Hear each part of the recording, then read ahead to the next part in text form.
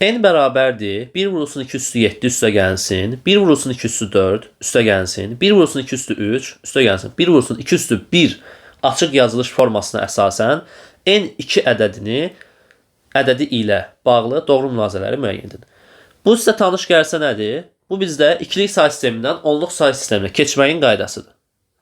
Və burada da N2 dediyində baxın bu 2 orada say sistemini göstərir. Yəni ikilik say sistemindəki N ədədindən danışır.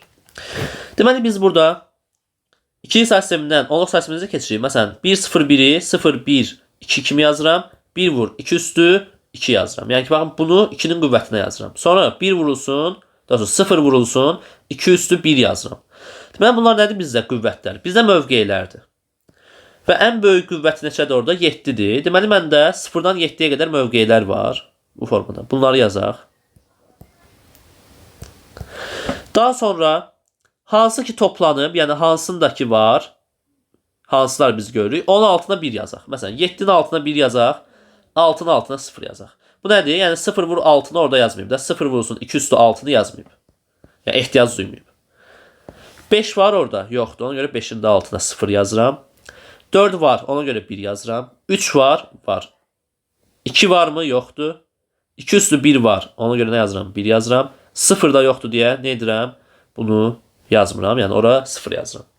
Ədədimiz bu formadadır. İkilik say sistemindəki ədədimiz. 1 0 0 1 1 0 1 0. İndi deyil ki, mülahizələri müəyyən edin, yəni doğru mülahizələrə baxın. İkilik say sistemindəki yazılışında sıfırların sayı 4-dür. Baxıram həqiqətən elədirmi? Sıfırların sayına baxsam, həqiqətən nədir? İkisi buradadır, biri burada, biri burada. Nə qədərdir? 4 dənə 0 var. Deməli 1 doğrudur. Daha sonra İkinci mülahizəyə baxaq.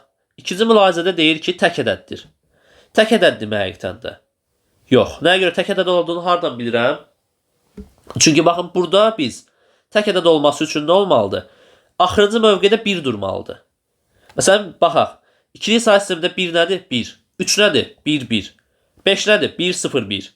Məsələn, 2 4-ə baxsaq, 1 0 1 0 0. Bu formada da 2 4. Bizdə hər zaman elədir. İkilik say sistemində tək rəqəmlər, yəni tək ədədlərin sonu 1 ilə bitir. Və biz ona görə nə edirik? Deməli, burada sonu 0-dır deyə bunun tək ədəd olmadığını deyirik. Yəni, bu yanlışdır. İkilik say sistemindəki yazılışında sıfırların və sayı ilə birlərin sayından çoxdur. Sıfırların sayı birlərin sayından çoxdur. Baxaq. Sıfırların sayı 4 ədəddir, birlərin sayı 4 ədəddir. Deməli, nədir? Bu mülahizədə yanlışdır. Dördüncü mülahizəyə baxaq. İkilik say sistemindəki yazılışı 8 rəqəmdən ibarətdir. Həqiqətən elədir. Baxın, 8 rəqəmdən ibarətdir. Ona görə 4-ü doğru götürürəm. 8-ci say sistemində 442 kimi ifadə olunur. Baxaq, həqiqətən də elədirmi? 442-dirmi? Bunu 3 ayıraq. Və bura bir dənə 0 əlavə edək. 1, 2, 4. Nə edirdik burada? Birləri cəmləyirdik də. Yəni, 1 olanları cəmləyirik yuxarıdakı. Nəyin altında 1 var? 2-nin. Ona görə bura 2-yə bərabərdir. 1, 2, 4. 2 ilə 1-i cəmləyirik. 3 edir. 1, 2, 4. 2-ni cəmləyirik. Nə edir? 2. Ümumi yazılış nə oldu? 232. 8-ci say sistemində. Deməli nədir? 5-ci hal yanlışdır.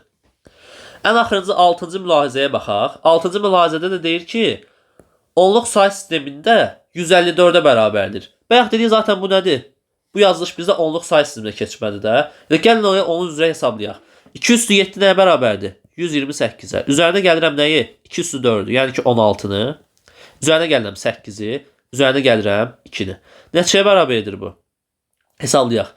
130 üzərinə 24-ü gəlsək, həqiqətən neçə edir? 154 edir. Deməli cavabımız nədir? 1, 4, 6. Yəni ki C variantı.